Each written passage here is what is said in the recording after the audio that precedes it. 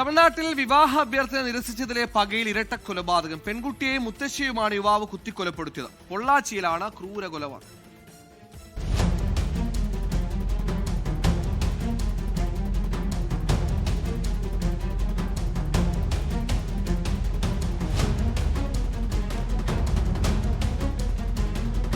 പൊള്ളാച്ചി സ്വദേശിയായ കൗശിയും മുത്തശ്ശി മൈലാത്താളുമാണ് കൊല്ലപ്പെട്ടത്. കൗശിയുടെ സഹോദരി ഹരിതയ്ക്കും കുത്തേറ്റു. ഇവരെ ആശുപത്രിയിൽ പ്രവേശിപ്പിച്ചു. പ്രദേശവാസിയായ അഭിഷേകാണ് കൊല നടത്തിയത്. കൗശിയും അഭിഷേകും തമ്മിൽ പ്രണയത്തിലായിരുന്നുവെന്ന് പോലീസ് പറഞ്ഞു.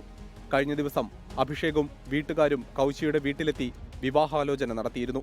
എന്നാൽ കുട്ടിക്ക് പ്രായമായില്ലെന്ന് പറഞ്ഞ് കൗശിയുടെ വീട്ടുകാർ ഇവരെ തിരിച്ചുവിട്ടു.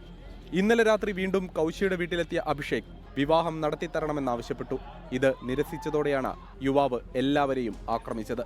സംഭവശേഷം ഒളിവിൽ പോയ അഭിഷേകിനായി പോലീസ് അന്വേഷണം ഊർജിതമാക്കി. 6 പ്രത്യേക സംഘങ്ങൾ രൂപീകരിച്ചാണ് അന്വേഷണം. 24 ചെന്നൈ.